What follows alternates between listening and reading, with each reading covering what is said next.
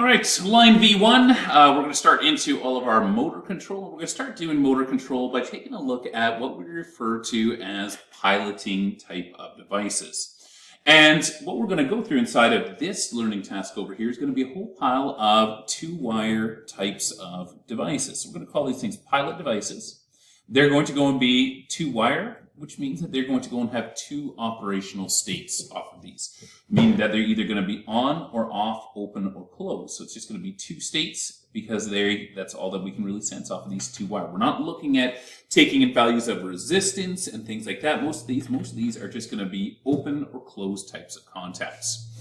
What these are going to do is they are going to be used along with whatever it is that we're controlling. We call that thing that we're controlling the process variable. So temperature, pressure, flow, all of that stuff is going to be a variable. We introduce the pilot device designed for it into that process variable. So here's my room or whatever I'm sensing. And then this pilot device is going to go and give us a higher, low, open, or close that we can then go and take back into the rest of our devices. We are going to go and have a whole pile of different types that are going to be inside of here. Not everything that is inside of the book is going to be gone through inside of here, and I'm going to introduce some other stuff that's outside or extraneous to the book because it is more applicable to what you are going to be doing. Once again, we're still going to go and hit the ITA, the mandate, what we have to go and cover, but I'm not necessarily going to go and cover all the things that are as much in the book because they just aren't as useful to us in a lot of cases. We're going to explain a lot of the ones that we already know. The other thing that we're going to talk about before we begin is we're going to go and talk about forms of contact. Contact forms are going to be form A, B, C, and that's really going to be it for the three main forms, because when I talk about a relay or a switch, I'm going to be able to order that relay switch as a form A or form B, etc. Here's how we keep them apart. We have got three main types. The first type is going to be a normally open type. I'm going to draw it as a switch over here. Second type is going to be a normally closed type. And then the third type is going to be one that is going to go and switch between being normally open and normally closed. It's going to be a three-wire type of device where I'm going to go and have the ability to switch between the normally closed set of contacts over to the normally open set of contacts. And these ones are going to go and be my form A, B, or C. And the way that these are easily remembered is A, we're just going to go and say apply, B is going to be break, and C is going to be change for these ones. Under operation, what they're going to do is they're either going to apply power to a circuit. So when I operate a form A type of device, that form A device is going to close, and I can use that to go and apply power out to a circuit. If I operate a form B type of contact, that form B contact would go and open, and then we would go and break whatever power we had going over to the device. And a form C, when I go and operate that, it is going to go and change what happens. My normally closed is going to we're going to operate. The normally closed would become open. The normally open would become closed. We're going to go and call these things Form A, Form B, and Form C.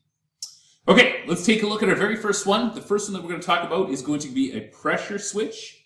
And the pressure switch is going to be something that we're going to use inside of pneumatic and hydraulic processes. There's a lot of pneumatic, that means air pressure systems that are going to be in industry, particularly in industrial systems, because the beautiful thing about air is, well, it's free, and if you get a leak, you don't have to go and clean up oil or anything like that. So we'll use pneumatic controls oftentimes when we're moving from place to place inside of an industrial application.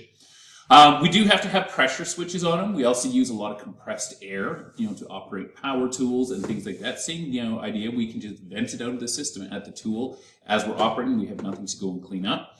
So we have three main ones over here. The way that all these piloting devices are looked at is we are going to go from the operator end. Pressure is going to be up against the operator end to go and make this thing operate. So if I take a look at this one when I would go and apply pressure, would go and lift this bar up over here. This one over here, if I were to go and apply pressure, don't really know what's going on with my computer, but anyways, back to where we are. What we started out with said if this one, when we apply pressure, it would go and open the switch itself. This one over here, when we would go and apply pressure, would go and close that switch over there. It sits open, we push the thing closed. And then this one over here is missing a component. It is supposed to be another one down there. It's supposed to be a form C that we are going to go and have here, where the bottom one, I should move that one up just a hair there, where the bottom contact is making contact. That's going to be my NC, my normally closed. This one here is going to be my NO, my normally open one. Once again, if we're going to go and classify these ones, we should be able to go and classify them as being either A's, B's, or C's. This one here is going to be an A because it'll apply power with a rise in pressure. This is going to be a B because it will break power with a rise in pressure. And this one is going to be a C because it is going to change power with a rise in pressure off of these. A lot of these are going to be relatively small contacts that are going to be inside of them, meaning that the actual electrical contact itself is not going to be rated to handle a lot of volts and amps. We're not going to directly put one of these onto a lot of our motors. What we're going to do is we are going to go and run these through, an extra relay or something like that. That is then going to go and do the switching out to our contactor. The actual mechanical operation that operates these ones is going to be one of these three common types. First one over here is going to be a Borden tube. Basically, as pressure increases inside of here, this tube is going to tend to go and try and straighten out. And all that we're looking for is we are going to go and place a switch contact somewhere up there that this thing is going to be able to run into. So we can then adjust this thing by taking that switch either closer in or moving that switch further out. And that's going to adjust when this thing is going to go and cut in. Other one that we have over here is going to go and be a bellows. The bellows over here, when we insert air into this chamber, what it's going to do is it's going to try to push anything out. And this section here is going to be open to the outside air. And so if I've got an increase, let's say we got 30 psi inside of here, that is going to go and push back against here. And we're going to have a rod. And once again, we're going to go and use that rod to go and activate some sort of a switch. Either pop the switch closed or pop the switch open off of it. The last one that we are going to go and have is going to be my diaphragm. The diaphragm over here, we are just literally going to be pushing this thing up against some sort of a round plate in most cases. And as we push that plate out, as the PSI goes up inside of here, it is going to go and push that arm out on these ones. The big difference, or the big use of diaphragm compared to bellows is that diaphragm does give us also this really cool thing where we can go into differential pressure sensing. It's really a useful thing inside of industry to know where I have got high pressure areas and where I have got low pressure areas. Because if I have got a area that is under, we've got some sort of a strong chemical in it or something like that, let's call this thing my area A over here. And I've got my area B. What I'm going to want to do is I'm going to want to have a lower pressure inside of A over here. That is going to be low PSI. And then in B, I want the area to be high PSI. Not greatly higher, but just a little bit higher. And this is going to be controlled by like your HVAC type of system. All that we are going to do is we are going to go from our high PSI to our low PSI. And as long as we have a little bit of a high PSI, if there's any sort of a fume leak inside of this dangerous area, it's not going to move out because we're always pushing stuff back and in. So what we'll do is we will go and have a diaphragm switch that is going to be in between these two. Literally, we're going to go and take one of those and we're going to go and place it inside of a double casing. That double casing is going to go and we'll run one tube into here, we'll run one tube into here, and in between there, we're going to go and have a diaphragm. And that diaphragm is just now going to go and have a switch. So we can tell as long as the switch is, showing us that this diaphragm is bulged out like that, then we know that we're good. We've got high pressure on this side. This side over here is going to be low pressure. But if this diaphragm were to straighten out, that would mean that we have lost the high pressure or that we have increased the low pressure over here, which would mean that now we can start to have free exchange of gases through our pressure system. So we'll use them very commonly, these diaphragm ones, to go and say, hey, what's the pressure inside of my system that I'm working on compared to the pressure out in the outside air. Okay, pressure switch terms are going to be utilized. You'll hear them in a lot of cases, particularly when you're working around compressed air. We're really going to see these. We've got three main terms we're going to go and use. The first one is going to go and be my cut in. That's going to be the pressure at which the switch closes. It doesn't mean that the switch is going to go and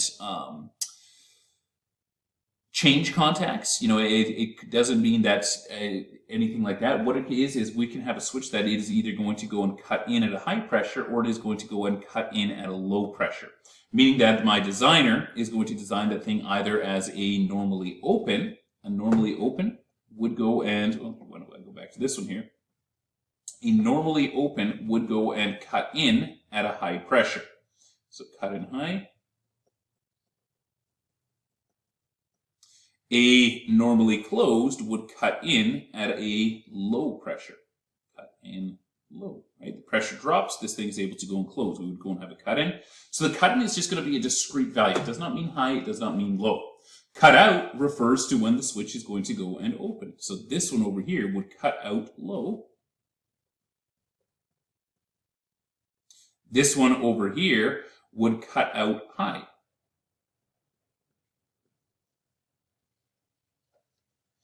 Off of these. And then in between those, we're going to go and have a differential. So we're going to go and give ourselves a couple of different, PSIs. Let's give ourselves this one here that's going to go and cut in at 75 PSI, and it would cut out at 125 PSI. That would go and describe for us, in a lot of cases, a compressed air type of system, right? When you have your air compressor, when the pressure drops down to 75 PSI, the motor is going to go and cut in. So it's going to go and close the contact, turn on, and then it is going to go and build pressure until eventually it reaches that 125, and then pop. It's going to go pop that switch open, and then we wait until, once again, we drop that thing down to that 75. What we have, the difference between the 75 and the 125 over here is going to go and be 50 PSI. That's going to become my differential that I'm going to go and have. 50 as my differential. And then I'm also going to go and have a range. Obviously, I don't want, switches blowing up all over the place. So if I were to go and look at this one here, where I've got a 75 cut in and a 125 cut out, I'm probably going to go and have a range on that switch that's going to be all the way from 0 PSI, which would be a empty, air compressor. I'm going to go and take this thing all the way up higher. Probably my switch is going to go and have a range of 0 to 250. Doesn't mean we're operating at 250. This is just going to be its absolute maximum that we would go and have. So the range is just going to be how many PSI I can actually put up against this before I'm going to go and rupture either, the diaphragm or the bellows or the board into. All of that is going to be based out of my range. My cut-in and my cut-out is just going to be based off of adjustments that I can go and make. Literally, these rods that we see off of these, we are going to be able to go and send a nut further down or further up. They're going to be threaded rods, and that's going to go and choose where our switch is going to go and operate off of these.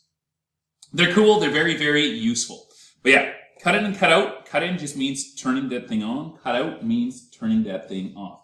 This one would be used for compressed air, the way we've described it over here.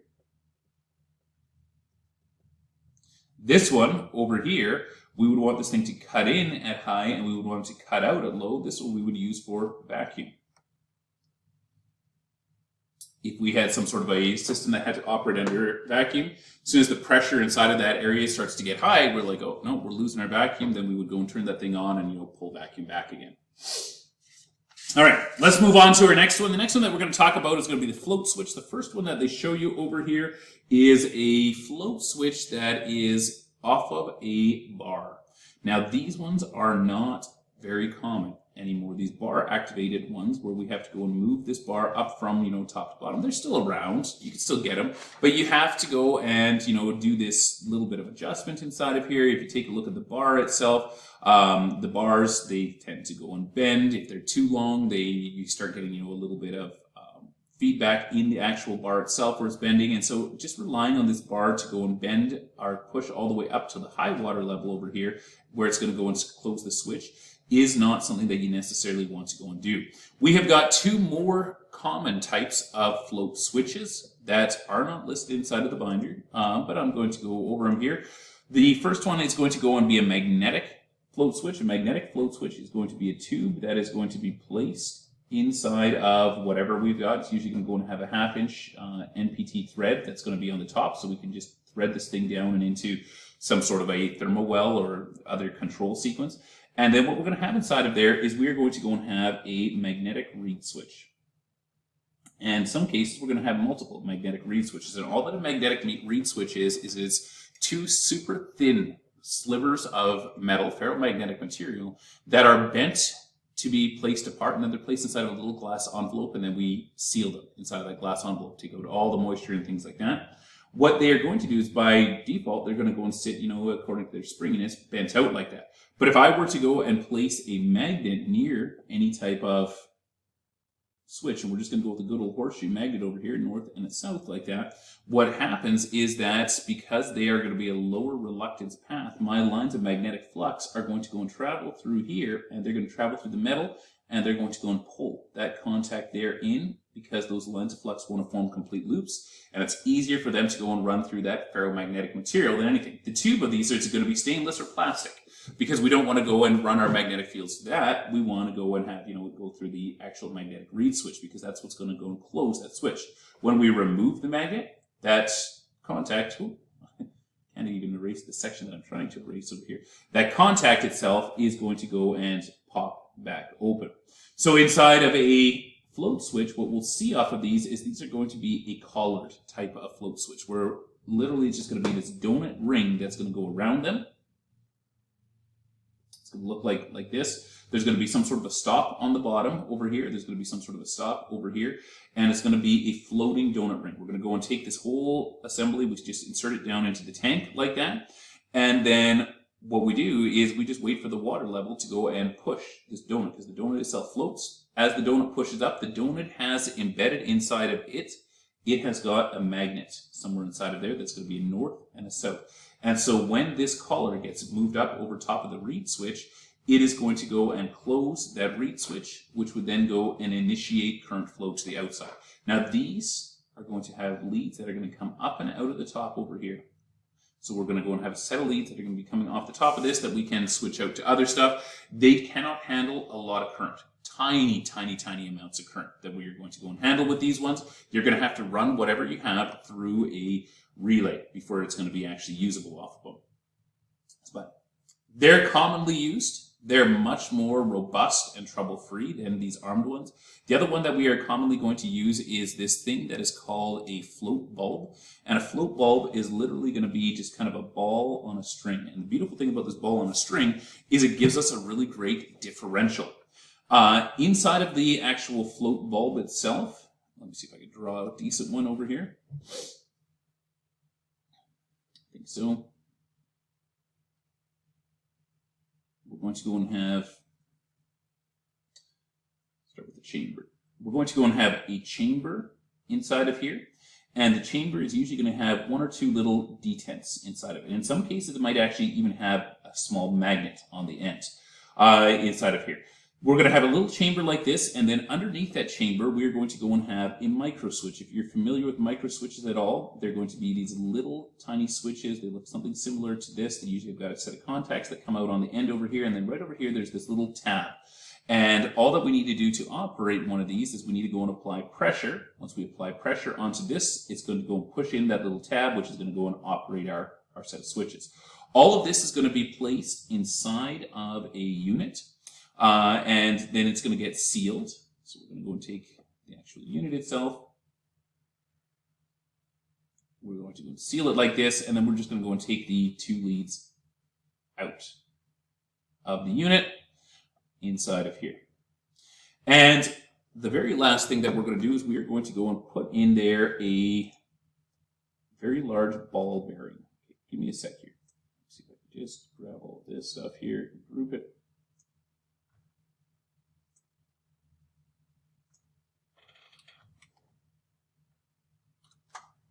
Lovely. Okay, so we've got this all grouped over here. I'm just going to go and move that one a little further down. Here's my flight bulb. What happens is that the flight bulb itself is going to be attached by its conductors. Now, when the conductor gets tensioned, the flight bulb is going to want to go and float up like that. So we're going to go and just draw it out over here. We're going to go and have a point somewhere down inside of here where we're going to go and anchor the cable. It's just going to be an SJ cable, which means that my flight bulb can be operating here, it can be operating over here, or my flight bulb can be operating over here based upon where my water level is going to go and be at. And when my water level is going to be at this, so we'll start with this one here where the water level is going to be high, what will happen is that my float, because it is attached by its cables, is going to go and hang down like that. Inside of here, we have got a giant ball bearing, big steel ball bearing. You'll hear it rattling around inside of here. So when this thing floats up like that, the ball bearing goes past the little detents over here, rolls down to this end, and it stays inside of this end of the flight bulb, which means it's not sitting on top of that switch. So I'm going to go and have switch operation. If this was a normally closed switch, it would be back to normally closed. If it was normally open, it would be back to normally open. Depends upon what the switch itself is. What then happens is that my water level, if the water level goes down, we can get it down to this point over here. What happens is that my float bulb, because of that little detent inside of there, is going to go and stay at wherever that ball stayed at. It's going to go and stay inside there. It's just going to be floating, sitting a little bit like this, like we see in the picture over here. But if my water level continues to drop, we're going to hit the point where now this thing is going to be tied off like that. And when that happens, the ball bearing is able to go and roll past the little detents. And when it does, it's going to go and sit over top of that little arm. And when it sits over top of that little arm, it's just going to go and operate that arm. So we're going to go and close, our switch or open our switch, whatever that little micro switch in there is designed to go and do. Same deal. Then as soon as my water level would start to go and lift this thing back up, this flight bulb is going to, because we have got that ball bearing sitting here past the detents, the flight bulb is going to go and float up. So at the center level here, it can float up and it'll still maintain its orientation like that. It's still going to go and stay like that until we manage to go and pull this thing taut and roll the ball bearing back out to the other end again. It's a really cool, really robust system that's inside of here. It does not rely on, mercury or things like that, the way that they used to have in old ones. It was terrible to have mercury inside of a control device that's inside of your drinking water, because if that sucker breaks, you got mercury poisoning now, right? But these flight bulbs themselves are going to be rated for usually a lot of currents as well. We're able to go and switch on some of these up to, 1 horse through this switch that's going to be inside here. They're going to have, these extra beefy limit switches that are going to be placed inside. Okay, let's talk about our symbols for these ones, and then we will move on to the next ones. Symbols for these ones are going to just be a ball that is going to go and be attached onto our switch operator over here. This one's going to be my normally open, a rise in liquid level. Just think about liquid always starts and rises from the bottom. Rise in liquid level would go and close it. This one here, a rise in liquid level would go and open it. It's very important, the side of the line that you go and draw the switch on, because it's going to determine whether this thing is going to be normally open or whether this thing is going to be normally closed.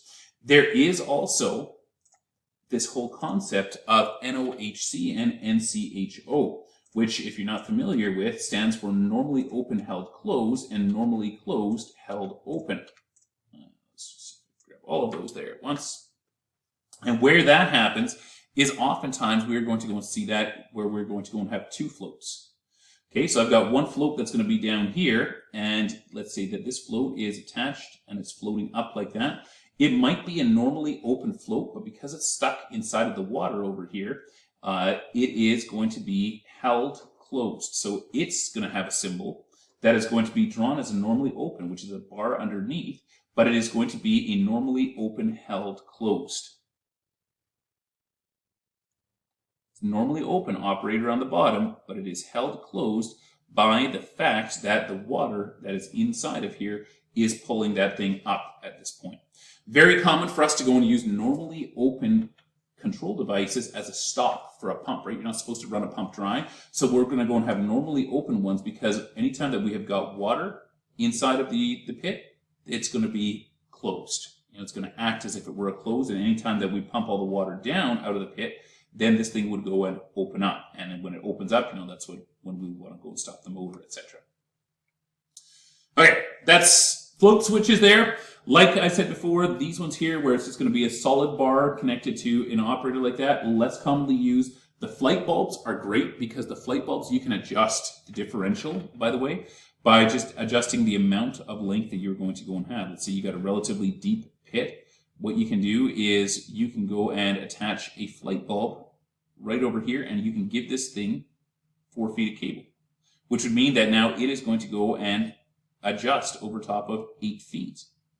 Because we are going to go and have from here 4 feet and 4 feet up and down like that. So we can go and say, well, we don't want to run the pump too often, so we'll give it a longer cable, and once the cable gets up to here, we'll turn it on, and then it'll go and pump down. But if I wanted to go and run my pump more often, what I could do is I could go and just adjust the cable length. If I shorten up the cable length of my flight bulb, now the differential that I'm going to go and have of water that I'm going to be pumping is going to be, just across here. Maybe it's going to be 4 feet or something like that. Exact same attachment point over here. It's all just based upon the length of cable that we're giving. Okay, flow switches. Flow switches are designed to go and sense flow of either liquids or of airs through stuff. Some cases we are looking for flow to go and know that it's going to be safe to turn stuff on. Other times we are looking for flow to tell us that we have got a problem that is going to be happening. Two main places that you are going to go and deal with flow switches are going to be fire alarm systems. We're going to go and have flow switches that are going to be attached to the sprinkler tree. The sprinkler tree is going to be the big cast iron set of pipes that go and carry water around to all of your sprinkler heads. And what we should have is normally no flow, right? Because a flow means that a sprinkler head has broken, which it can be caused either by accidents or it could be caused by heat inside of that area, an actual fire, rupturing the little glass tube. And so we're going to go and have a flow switch that is going to be inside of my fire alarm system that is not normally going to be activated, but if a sprinkler head out there should start to go and puke out water, then we are going to go and have flow pushing through. I'll make it blue so it looks like water. We're going to have flow pushing through here, and we would get activation, and we would use that for an alarm. Common place for those. Other common place that we use these is inside of duct heaters.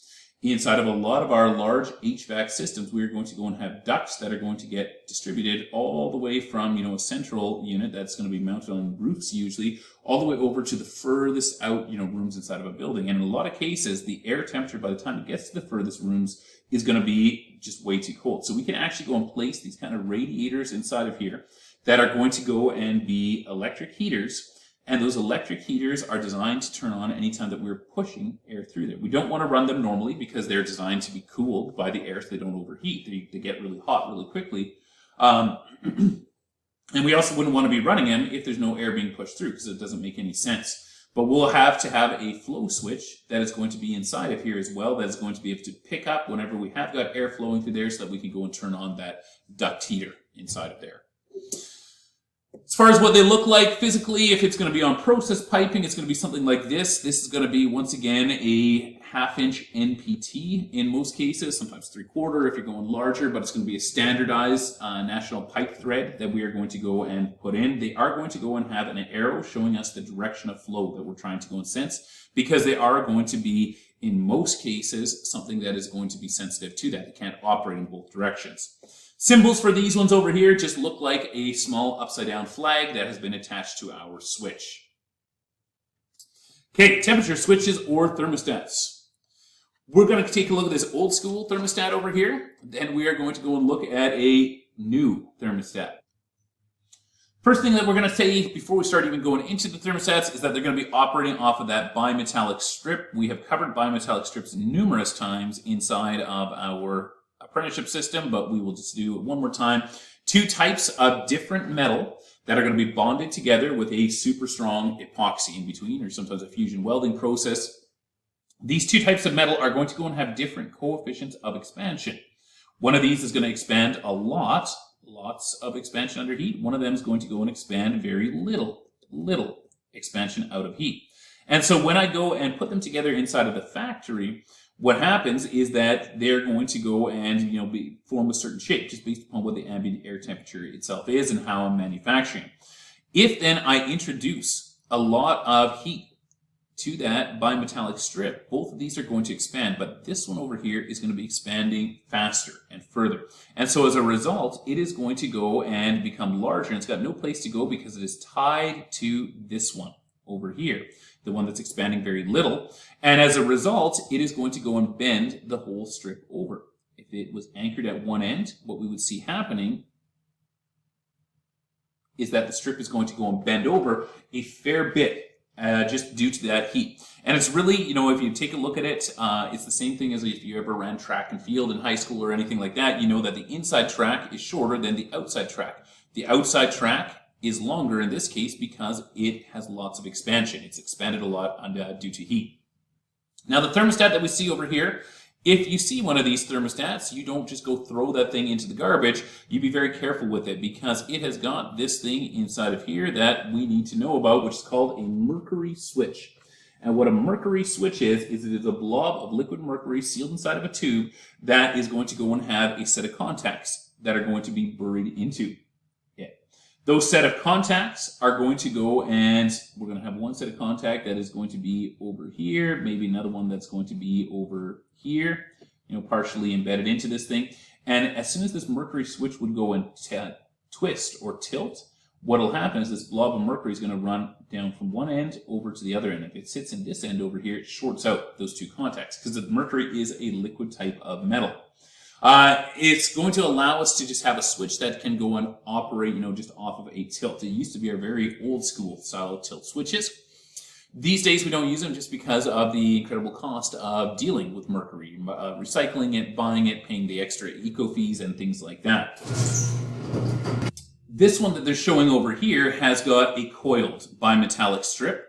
They've just had a really, really long bimetallic strip. They're then going to go and take that whole bimetallic strip and they're going to form this thing into a continuous coil. And as they form this thing into a continuous coil, what it's going to do is it is going to go and amplify the amount of movement that I'm going to go and see across the end. Because ultimately what we're looking from this thing is that it is going to be rocking this mercury switch gently back and forth, depending upon where my temperature itself is actually going to go and be. So it can go into either of these two directions. When it tilts out towards the one end, we are going to go and be dealing with a temperature. We'll switch in one direction. If we pull it out to the other end, this thing is going to go and open the switch, etc. Sometimes inside of these old ones as well, you are going to go and see one other component inside there, which is going to be a little resistor that's going to be fed across them. Some of these are going to have 3-wire terminals. And that little resistor is just going to be what's referred to as an anticipator resistor. It's designed to go and put out a little bit of heat that is always going to be inside of here just to make up for, the walls and the fact that it doesn't get full airflow, etc., so that this thing is going to trigger in time to go and turn on a operating system. So if you see a resistor inside of these, that's all that little resistor is there for. It's our anticipator resistor. Now, this one over here is an old school thermostat. We don't go and deal with that thermostat very often. We have oftentimes, though, dealt with these other ones that you should be familiar with. For most of you that have done any type of baseboard heating, you're going to have seen these things before where it's going to be a casing, and then across the casing of that thing, you're going to go and have a little metal bar like this. And the little metal bar is going to go and have, it's going to look something like that. And it's going to be anchored. It's going to have a little set of anchors right here, a little set of anchors right here, and a little set of anchors right over here. And yeah, I drew this thing wrong because I should actually make a bigger cutout here. We'll make a bigger cutout off of this thing. And then in the middle of that is where you're going to go and have the actual thermostat knob itself. And then these things are always going to be labeled do not touch. You should see on the metal thing there, or if you read the instruction manual, not that you've ever done that, you've just thrown it out right away. But if you would go and see that there's going to be this thing that says do not touch the metal. And it's not because this thing is going to go and be a live piece of metal. It's because it is a sensitive piece of metal, and you screwing around with it, pressing on it, is going to deform it and change the operation of the switch. What's actually happening inside of that switch over there is that, let's draw it here from the side. If this is my switch body is going to go and look something like this, and then I'm going to go and have a kind of deeper section that goes out into the box. That deeper section over there is really just housing another one of these micro switches inside of it. That micro switch has got its arm like that, and then it's going to go and have that little knob that the thing presses up against, and then our actual leads that come out of this micro switch over here. That micro switch is just buried behind here, and across the front of it is going to go and be that bimetallic strip. So that bimetallic, that big metal thing, is literally just going to be this little piece over here that is going to go and be bent like that, and it is going to go and be anchored down at both ends. The one end, the anchoring is actually tied to the thermostat knob, so that as the thermostat knob goes, as we adjust the temperature, it's either going to pull this end out, or it's going to push that end back in, which is how we're actually adjusting the temperature off of it. But this whole big metal thing is a big bimetallic strip. It's not really a strip, I guess it's more of a pad that we have over there. Once again, as my temperature goes up, we would go and see this thing go and bulge further out. So under hot, it's going to follow that red curve, it's going to bulge further out, which would go and release the micro switch. But as soon as it cools down, it is going to go and collapse back in. It's going to flatten down until it goes and contacts that micro switch, and it's just going to go and press the micro switch contact, and then it's going to go and turn on our heat. So yeah, when you're looking at those ones, just don't press on that metal over there. It's safe, it's fine, it's electrically inert, but the whole concept about not touching it is just that they don't want you pressing on it, or using that thing. You got a box full of number 10s, and you're leaning on your hammer handle to stuff it on the inside and stuff like that. That's going to completely screw up any type of measurement. The other measurement that we have is sometimes done through remote bulb. Now, this is not temperature sensing, this is temperature switching, once again, right? Temperature sensing is going to be different. We would use a different type of feedback for it. This is going to be on or off, and so we can go and use what's called a capillary bulb over here, or remote bulb. And what it is we're just going to go and take something. I want you to just think about an old school thermometer with a little red mercury ball on the bottom. That mercury ball is just going to be a reservoir. That's what we call this section over here. That reservoir, as we go and heat up whatever we have inside of the reservoir, is going to go and get pushed up that thin little tube. In some cases, in what they're describing over here, they're going to go and use a flexible type of bulb. If you use a flexible type of bulb, then what's going to happen is it's going to get squished in. Imagine like squeezing down on a like one of those orange road hockey balls or something like that. You can squish in on that thing because we're getting more pressure inside of here that's going to be building up if this is going to be a sealed medium over here. This is only going to happen if we've got a sealed one, that we're going to be able to go and change the pressure inside of here by actually squeezing the side. If this is not a sealed unit, if this thing is going to be sitting open like that, we wouldn't want to have that, because any pressure, would just kind of get pushed up out of the top of this thing. What we would have then is we're going to have a solid bulb, but as we heat up the contents inside of there, those contents are going to try to expand outward, and the only way for them to expand outward is to push up into here, where they're then going to go and contact that type of tube over here. So that just gives us, the way that we can go and have a bulb that is inside of the water over here, but we can have our switch further away. You do have to be careful with these ones. This all has to be insulated, because if this is going to be, really cold where all of this is, and this is going to be really warm, you're going to go and counteract, each other's changes. The heat in here is not going to get sensed by this over here. It is also a another remote sensing that we use. We use something actually very similar to this with a flexible tube, and I'm just going to talk about it right now. It's not temperature sensing, what I'm going to talk about over here, but it's going to be for pressure or contact. You've seen these where you're driving down the road and there are those two rubber strips that are laid across the road that go to a little box on the side of the road, and it's traffic counting that they're looking at.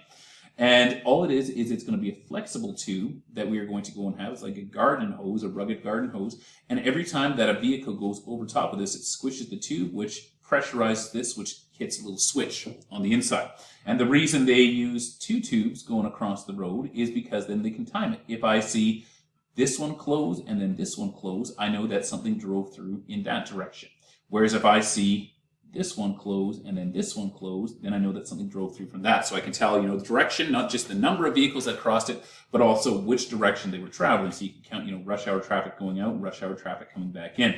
Inside of industry, we'll use the same thing with these sealed tubes. Oftentimes, we are going to go and put them onto places where we want to go and watch out for pressure. Bottoms of doors are often going to be used with this. There's really, really huge industrial roll-up doors. We'll oftentimes have a capillary tube like this that is going to be buried into the bottom of it, inside of the rubber seal, so that if this thing is going down the door, because it's got that tube run along the bottom, anything that's in the bottom of the door, we'll just go and put a little box over here, but it could just as easily be, an apprentice or a vehicle or something like that. As soon as it would go and press up against here, it would hit that little switch, and then this thing would go and reverse my garage door, take the thing back up again. Similar type of application in the fact that it's just going to be tube fed, and then we're feeding it into a bellows type of switch over here.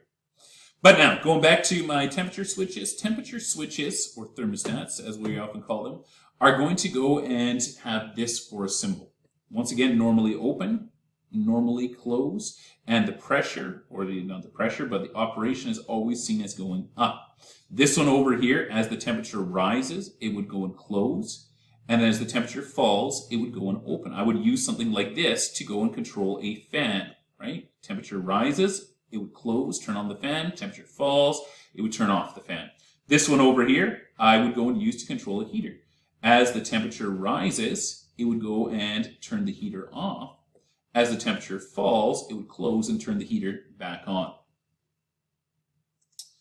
Okay, mechanical limit switches. Mechanical limit switches are going to be used wherever I'm looking for, you should go no further. You shall not pass, as Gandalf once said. These are going to go and prevent over travel. If I have something that's motor operated, let's go back to that garage door we just talked about. I would not want to continue to engage the motor once the door hits the top or the bottom, because either I'm going to run it off the tracks at the top, or I'm going to just burn that motor out, trying to press this thing down into the floor or something. So we're going to have limit switches that are going to be placed in all sorts of applications. And really, we're just going to go and drive stuff until it runs up against it.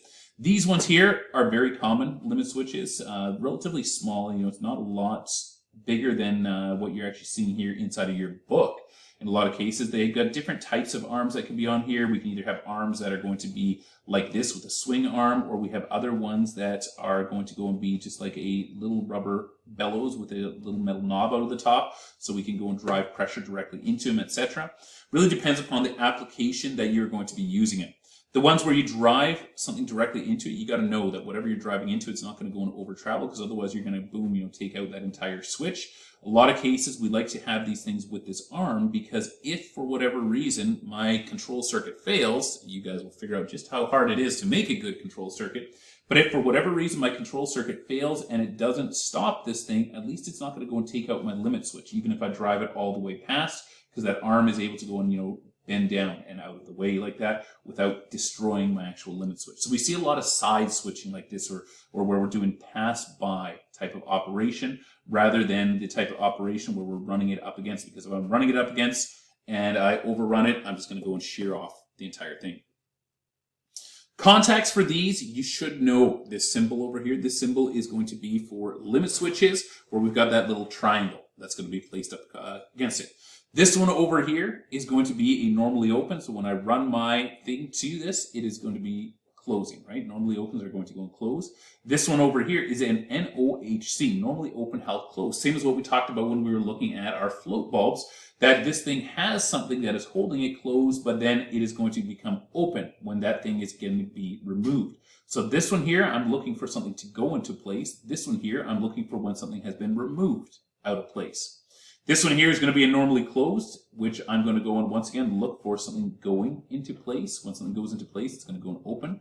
This one over here is going to be normally closed, held open. This one I'm going to be looking for removal of an object. It's the same switch. It's just the way that we're operating it. This one here, when I see operation, it's going to open. This one here, when I see operation, it's going to go and close, but it's the same type of switch inside there. There are types that are going to be maintained contact and ones that are going to be timed contact.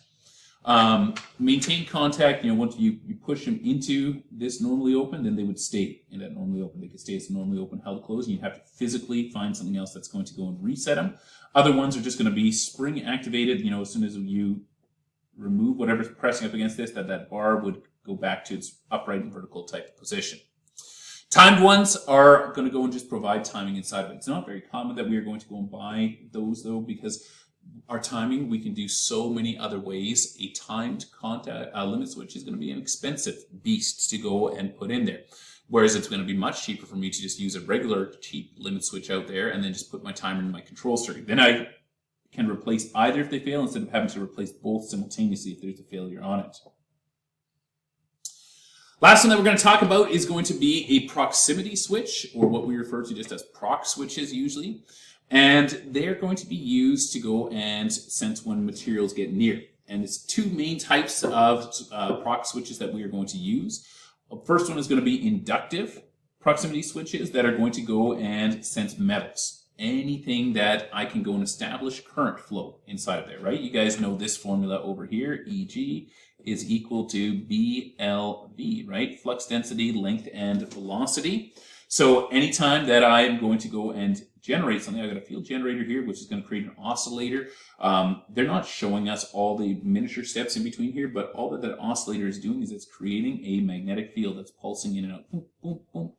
If there's no metal around it, that magnetic field is going to go out and it's going to come back. It's going to go out and it's going to go and come back. And that's not really going to do much. But as soon as I bring metal nearby, we're going to go and generate voltage in that metal, small amounts of voltage and small eddy currents. And that is going to get sensed by this as being a loss, right? VAN is equal to VA out for a transformer. This is basically one side of a transformer when we're looking at an inductive prox. That one side of the transformer is normally not going to have any load, but as soon as we go and create eddy currents out here, we'll stick in a block of metal over here, and we'll stick in a bunch of eddy currents. Those eddy currents have to get supplied by this, right? Ultimately, VAN is equal to VA out.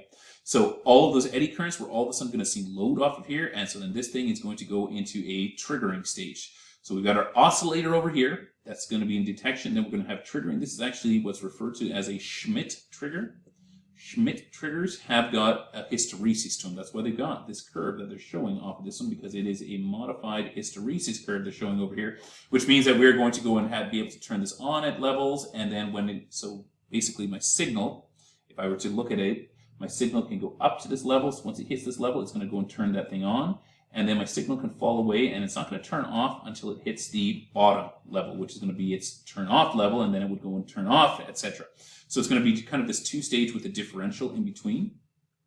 I'm going to have that Schmitt trigger that is then going to go and pass its signal onto, well, you guys are going to love this, a freaking op amp over here. The Schmitt trigger is going to be a relatively small thing. It's made up of a bunch of logic gates that are going to be tied together, but we're going to go and take that small amount of logic, we're going to flip that thing into an op amp, and that op amp is then going to go and it is going to go and switch out either to the high, or it is going to go and switch out to the low and send that back as a signal off of here.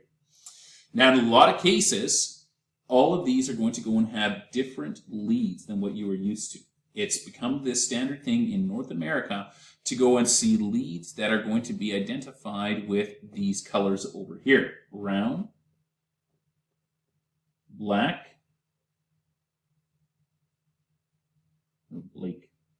black, and blue. These are European standards for DC. In a lot of cases, these things are going to be used in DC, the proximity switches, and we're going to switch them out into a control system. You need to know what these numbers go and stand for. Brown is going to be my positive. Blue is going to go and be my negative.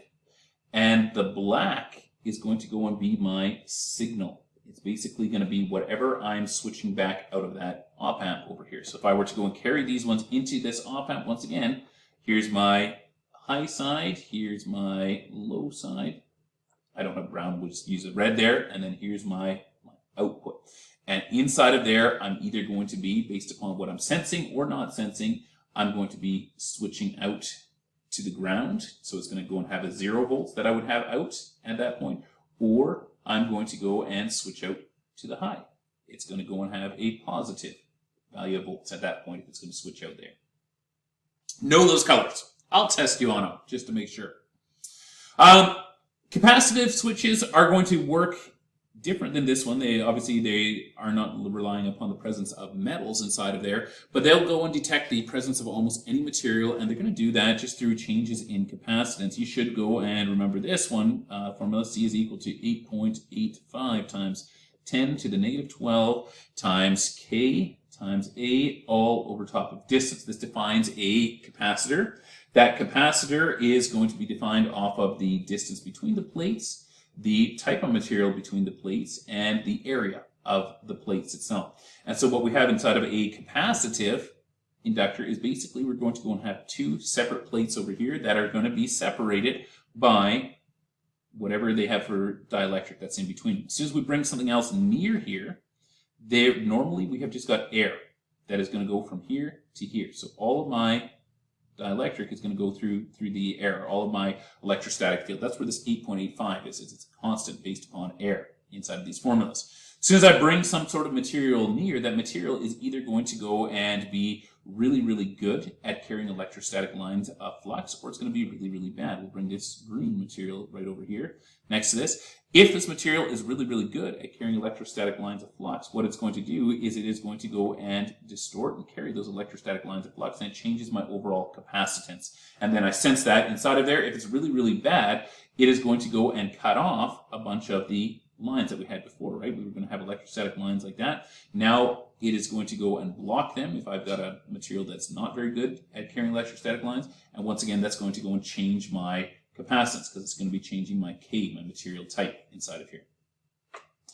Ultimately, once again, that small change, tiny, tiny changes in capacitance are then going to go and get sent through to my Schmidt trigger, which is going to say, yeah, that's enough of a change that I'm going to trigger, or nope, not enough of a change. It's always looking for, values. We call this actually sensitivity, the adjusting of the Schmidt trigger. And usually you have got a small little screw that's going to be on the back end over here that you can adjust. That's going to actually adjust the triggering off of these ones, or the sensitivity. And then once again, it's just going to switch out. Photoelectric switches. Photoelectric switches are going to go and work off of modulated light. What they mean by modulated light is they're working off of specific signals. They're going to go and have, a signal and a pause, a signal and a pause, a signal and a pause, and a signal and a pause. So what they're looking for is they're looking for this signal through it. You can imagine being outside in sunshine, maybe not bright sunshine, but if you got a really good flashlight, you're getting bombarded by light, but you should be able to go and still pulse a pattern onto your, your hand, dot, dot, dot, dash, dash, dash, dot, dot, dot, you get your SOS or something like that.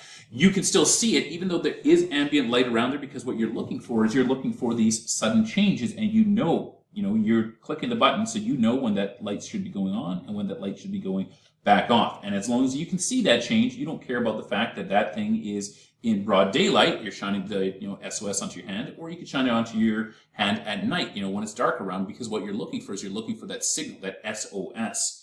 Modulation of infrared light is the exact same thing. It's going to put out a specific pattern that it is going to be looking for. And literally, it's a small little digital logic circuit inside of here that is going to go and choose how it's going to send out. These two look like they're connected. They're not actually connected, but it's going to go and send out pulses of infrared light that's going to be invisible to us, and it's going to be looking for those pulses to come back.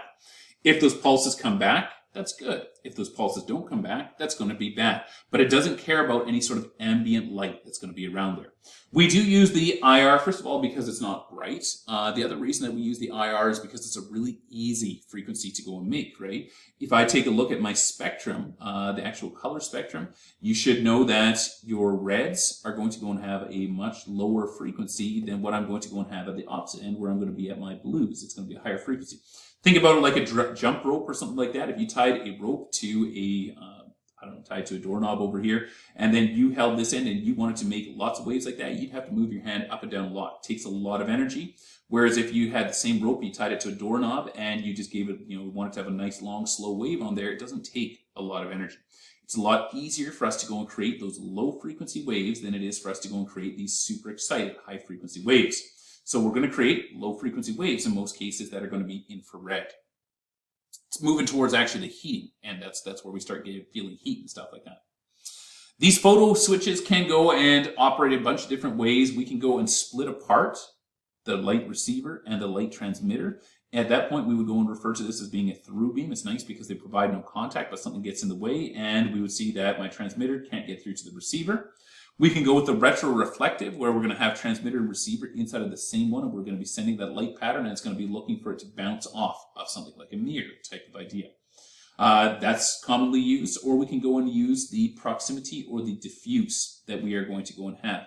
And the proximity or diffuse type is just basically going to say the amount of reflection that I'm going to go and get back. It's going to vary based upon how far away something is. And you can use your flashlight, once again, shine it up against something further away. You see only a small amount of light. Your eye is encoding that as digital, logic, but it's diffuse. As it gets closer, it's going to get brighter.